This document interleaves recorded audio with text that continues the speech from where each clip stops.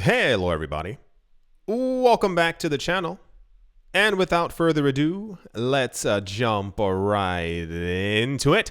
Strike, the leading digital payment platform built on the Lightning Network, has announced the expansion of its Send Globally product to the Philippines. This will allow for fast, secure, and low-cost money transfers between the United States and the Philippines, which is one of the world's largest remittance markets. The Philippines relies on more than, the Philippines relies on more than $35 billion annually in money sent from abroad. $35 billion. Wow, that's a lot. With over $12 billion coming from the United States alone. Strike has partnered with a company called Pouch. Okay. To enable transfers from US dollars to Philippine pesos, which can be received in a bank or mobile money account in the Philippines.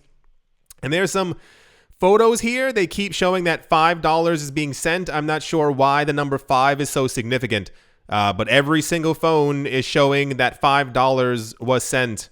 Yep, every single phone. Strike is interesting because they use the Lightning Network to make digital payments faster, cheaper, and more accessible, particularly in countries with a high number of unbanked individuals. We went over Strike before. Strike is actually a major company that very few people, I think, even inside the cryptocurrency space, are barely paying attention to. I heard about this first in a podcast. This was maybe a year and a half, 2 years ago, because you know that Strike is a thing, but you don't really know exactly what they do. And the guy was basically saying that their business model is quite genius, in that they are actually helping to transact billions of dollars, not just within the Philippines, but in general around the world all the time. And they're using Bitcoin as the actual finality of the transaction. So you would send a US dollar to the app or whatever, and then it would actually transfer into Bitcoin, and that Bitcoin would then get transferred to another part of the world, but then would swap back into their local currency. And it's just a really easy, genius way to not only utilize Bitcoin, utilize the Lightning Network, which has, fees of like 1 cent, but also make sure that the payment will definitely get there because it's running on the Bitcoin blockchain. It's immutable. You can't stop it. So the transaction will definitely, it's absolutely genius what these people have done. With Send Globally, right here. Dollars are converted into Bitcoin, sent via the Lightning Network to a third-party partner in the recipient's country, then converted into local currency and sent directly to the recipient's bank or mobile money account. This eliminates the need for both the sender and the recipient to worry about Bitcoin's tax treatment, dollar volatility, or custody implications. It's actually genius. You make sure that Bitcoin is actually sending the money and the transaction through the network. But usually in a lot of countries, if you would have received Bitcoin and then transferred that into the Philippine peso or the US dollar, you would be taxed on it. But you're not, even though it's being sent with Bitcoin. I think it's great. They said remittances are a broken system, and Strike delivers an incredibly empowering experience for people. Okay, cool it there. For people to send money around the world in nearly an instant. This was said by the CEO of Strike. He said, "We're excited to partner with Pouch to advance financial inclusion and bring fast, low-cost, cross-border payments via the Lightning Network to the Philippines. Our technology allows us to both improve on the existing cross-border experience and include those that have previously been excluded by legacy payment rails, mainly from banks who don't like poor people." Anyway, very cool news. I forgot what other country they did this in a couple of months ago. I want to say Thailand and Mexico. It sounds incorrect, but it also sounds like exactly what I'm thinking of. So the idea is, until maybe one day Bitcoin actually becomes a proper, I dare say, store of value that isn't fluctuating in value all the time, and people can then pay in Bitcoin or in Lightning. This is kind of what we have right now, and I think it's really cool. Also to, include other people around the world who historically have not been included in the financial world. So that's the Strike, is using Lightning Network to send payments to the Philippines. $5 keep popping up. I'm not really sure why, but I hope that person got their $5 that day. And yeah, very popular news. Let's move on. Also in news, Binance, the world's largest crypto trading platform by volume, has partnered with Air Astana, that is Astana, the major airline of Kazakhstan. Users may now exchange their travel points for a selection of cryptocurrencies thanks to the partnership. So I had assumed that the partnership was Binance partnering with the airline of Kazakhstan and you'd be able to use Binance coin for payment, but it doesn't seem to be that way.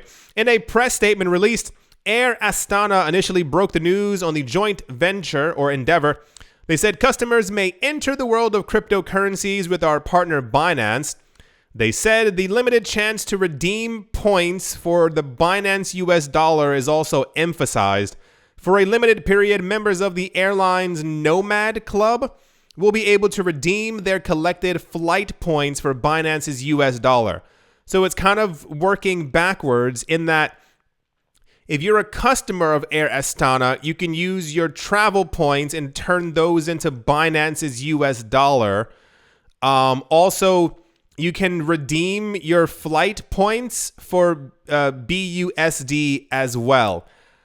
I personally don't see the magic in this because I feel like maybe not enough people are using the Binance US dollar to want to convert their points into that. Unless there was something else along the way that actually made this worthwhile. Like, am I then able to use my Binance US dollars to purchase a flight?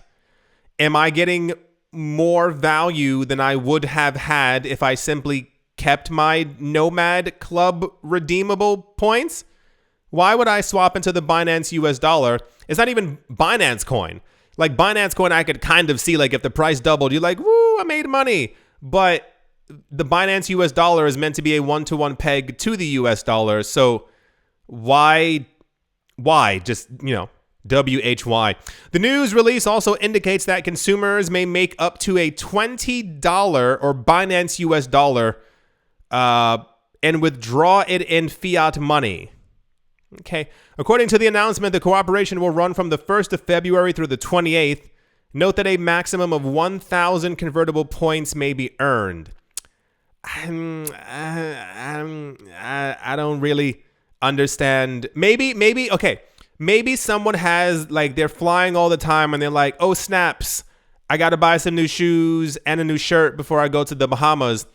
I can't redeem my travel points and I now need to, where can you spend Binance's US dollar?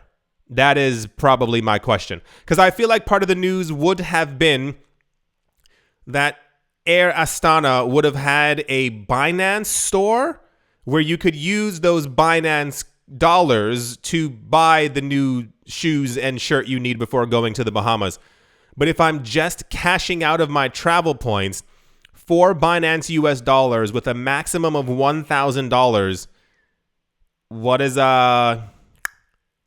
what's the point?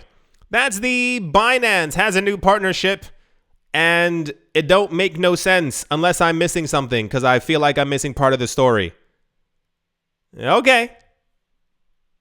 Let's move on. In probably one of the most popular news stories of the last century, Elon Musk is moving ahead with plans to bring payment functionality to Twitter, bringing another revenue stream to the struggling social media giant. Though the technology will primarily be focused on fiat, it will be built so that crypto functionality can be added in the future. Don't forget the news that we had about 2 weeks ago that apparently Twitter is trying to make their own coin, and it's going to be called Twitter Coin. It will not be a crypto, but they're calling it Twitter Coin, I guess, for recognition, so people will, I don't know. As reported by the Financial Times, Esther Crawford, Twitter's director of product management, has been working with a small team to map out the architecture to bring payments to the platform. She is now the chief executive of Twitter Payments LLC. The company has been applying for state regulatory licenses across the United States to become eligible for the task after registering with the U.S. Treasury as a payment processor in November. It hopes for complete U.S. licensing within a year and then to expand internationally. Musk has previously shown interest in bringing a suite of payment services to Twitter, ranging from peer-to-peer transactions to debit cards, creating an everything app that facilitates payments, commerce, and messaging. It would even allow people to buy products directly through the platform. Okay. This makes a bit more sense. Twitter's not doing well, for those of you who don't know, haven't been here for the last year and a half. I told you this was going to happen, but alas, they could probably easily save themselves if they became like a payment platform. So on top of you being able to write like mean comments to me, people would also be able to like send money and stuff between it'll take a while, especially when U.S. regulators take 9.5 years to sign a piece of paperwork. But it could be kind of genius if they manage to figure out how to become the place that people not only, I want to say hang out. Twitter's not really like a hangout spot, but also being able to, the payment idea is not that bad, not that far off. As you might have imagined, the words Elon Musk were in the title, and in the article, the word Twitter was there and crypto. So this was, of course, one of the most popular things that we've ever seen in the history of ever. We got indications maybe 10 days ago that there were like rumors that they were thinking about doing something when it comes to cryptocurrencies. And then they stopped doing the tipping bot for Dogecoin. I'm not sure if every tipping bot was stopped at the exact same time, but the community that made the most noise were the people from Dogecoin. So I would assume there would have been a bit more fury and fire if they had also stopped the XRP and the Bitcoin tipping bot as well. So cool. Wonderful. I give it a 1.5 or 2 years. I wouldn't say the end of this year. I think that's far too quick for regulators. But at some point, Dogecoin will more than likely be added to Twitter as a something. You'll be able to pay for stuff, and then eventually you can buy the new Tesla 3.90 with Hyperloop technology for Dogecoin as well. So anyway, that's the Elon Musk says Twitter will be using fiat and crypto will be implemented later. It just seems obvious. If you don't think this man has crypto, I don't know what to kind of tell you at this point. I believe he has billions of Dogecoin. I personally believe he has billions of Dogecoin. And I would even, it's safe to say, he has at least $50 million worth of Bitcoin. So, he will benefit greatly if all these things are actually integrated to the platform. That's the Elon Musk Twitter news. Yeah. Let's move on.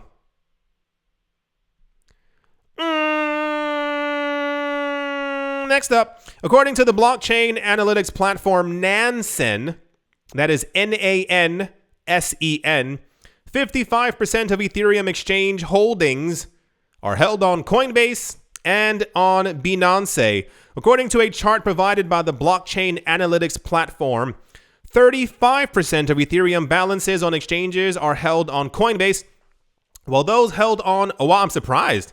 Coinbase has more Ethereum than Binance does. Binance only has 20%. I am shocked. Together, both exchanges account for 55% of the Ethereum balances held on exchange. Apparently, there was a tweet. I don't know what this is supposed to be. It says, where do you keep your ETH? 55% of the 24.9 million Ether exchange are held on Coinbase and Binance. The top 5 exchanges that are holding Ether are Coinbase, Binance, Kraken, Bitfinex, and OKX. Does anyone use, clearly, never mind. I was going to say, do people use OKX, but the name's right there. The Ethereum balance on Kraken is 7.8%, Bitfinex has 7.31%, and OKX and Gemini have 5 and 4%. Is that everything? Is that all the I guess it's almost all of it. So cool. This news was pushed around as news normally is when it comes to how much crypto is in something or held by someone or by one entity. And people, I think, like to get riled up by this. We've gone over this 1,000 other times before. They're large cryptocurrency exchanges. It does make a lot of sense that the only part I'm shocked about is the fact that Binance has less than Coinbase. I thought there would have definitely been some kind of a flip there, maybe even once they announce proper staking on the Ethereum platform. But cool. We now know where all the Ether is being held, so I guess that's something. Yeah. That's the Nansen said 55% of all Ether held on exchanges is being held by Binance and Coinbase. Wow, those are numbers. I can't believe that. And yeah, let's move on. Also in forever popular news, the new stablecoin based on smart contract platform Cardano is quickly gathering millions of ADA inside of its reserves. According to data from Djed, they spelled it twice and I don't know why, that is Djed. The new stablecoin has seen a parabolic rise in its reserve assets, leaving it over-collateralized, as apparently was the intention. The data shows that Djed, geez Louise, has a 591% reserve ratio. That's a big number. With just over 27 million ADA tokens backing it at the time of writing, 591% over-collateralized. Djed's website also gives insight into the stablecoin's mechanism and how it aims to remain stable due to over-collateralization. They said, and I quote, Djed is an over-collateralized stablecoin that uses exogenous, collateral to ensure stability. The protocol is backed by 400 to 800% over-collateralization and is guaranteed by its reserve coin Shen. So we've had algorithmic stablecoins. We've had please believe me, we have the money stablecoins. I feel like this is something new. Not, the idea of being over-collateralized isn't new. But I don't think there are many other over-collateralized stablecoins in the cryptocurrency space. 400 to 800% over-collateralization. So I know, listen, I know someone is smart out there. You, I assume, can stake your ADA. Now, hear me out here. Someone give me the answer. Can you stake your ADA into Djed to help over collateralize it, and then you are paid a dividend or money from Djed or in Djed? Is that a thing? Because how did they get to 591% so quickly? I would assume other people are locking up their ADA to help over collateralize. I have to look this up after, because I wonder what the rate of return would be for that. Because that could be a spicy meatball. Anyway, that's the coin. We heard about Djed. It's been at least 900 years at this point. Like, this was the most spoken about new coin coming to Cardano for the last number of years. It has finally launched. It has not broken. People are using it. And now it's heavily over collateralized, which should stop it from collapsing like the Terra Luna stablecoin about, what was it, almost 2 years ago at this point, which is absolutely crazy to think about. So cool. I'm going to look that up because I want to know if that's another easy way to make money from the Cardano ecosystem. And yeah, let's move on. Also in the news, I think this is like, I would categorize this as like very pretentious news. And this keeps happening over and over, but these people are pretentious. Investor and Bitcoin fan Tim Draper made a surprise. Now, hear the words I am saying. Made a surprise visit to the headquarters of Sri Lanka's central bank, trying to promote Bitcoin as a tool to fight corruption, but faced a frosty reception from the bank's governor, Nandalal Veerasinghe, per a Bloomberg report. He said, I come to the central bank with decentralized currency, Draper said, only for the bank governor to said, we don't accept. So as far as I understand the news, this guy, Tim Draper, went to the Central Bank of Sri Lanka in a surprise visit and basically told them that they need to adopt Bitcoin. I could have told him that it wouldn't have worked. Can you imagine someone walking up to Congress or the Senate or any house of parliament anywhere in the world, nonetheless a central bank, and being like, there's far too much corruption and you guys got to fight it and have sounder money, use Bitcoin? How many of you think that your country would be like, oh my gosh, it's Tim Draper, everyone stop everything, stop printing money, we have to now accept Bitcoin because this man who we did not tell to come here is now in our office? You know, like I said, like it's very pretentious to think that you can walk up to someone and do this. 100% of adoption of 100% Bitcoin won't be a Sri Lankan reality ever, they said, adding that we don't want to make the crisis worse by introducing Bitcoin. So a lot of Bitcoin maximalists, and is mainly people who bought Bitcoin for like $1. They want it to be accepted everywhere, by everything, by everyone, all at once. Great movie. Part of the problem is that a lot of the countries that should or could accept it tend to have high levels of corruption. I don't think that any corrupt people are going to bend the knee and be like, oh, snaps, it's Tim Draper. He's talking about Bitcoin. I heard that word 8 weeks ago somewhere on the interwebs, and we definitely got to transition from our local currency into Bitcoin. Also, that's not how things work. So like, for instance, Bitcoin's very volatile. Bitcoin is not a stable coin. Bitcoin is not at 300,000 and then is simply staying there for the rest of forever. We've seen before what happens to other countries when they adopt Bitcoin and then the price ends up collapsing.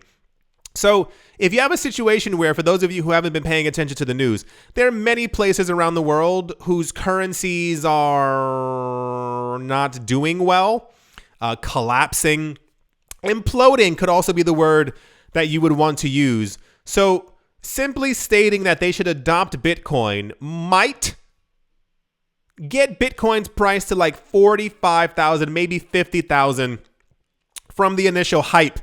But you would need people in that country to transact in it, like for everything all the time. And I feel like a smarter decision would be to simply use Strike, not a paid partnership, by the way, but maybe just have people transact through a blockchain or have a finality through Bitcoin so that money definitely gets to where it's trying to go. Or even more so, I feel like if he had gone to the central bank and been like, hey, you can write your laws and your principles on Bitcoin so that it's, it's always there forever, that would have also been something. But thinking that you can just go to... This man went to Sri Lanka, went to the headquarters of their central bank and told them to switch to Bitcoin.